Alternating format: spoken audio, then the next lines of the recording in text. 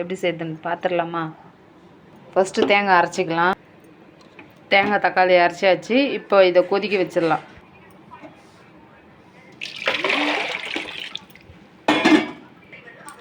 உப்பு, மிளகாத்தூள், உருளைக்கிழங்கு கழுவி அரிஞ்சு வச்சுருக்கேன். இப்போ மிக்ஸ் பண்ணிடலாம்.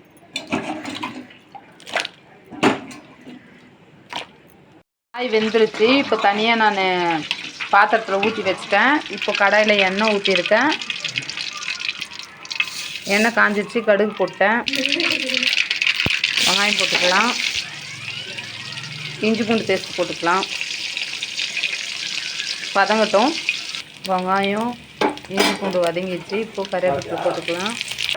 இப்போது வேக வச்சுருக்க குழம்பு எடுத்து அதில் ஊற்றிடலாம்.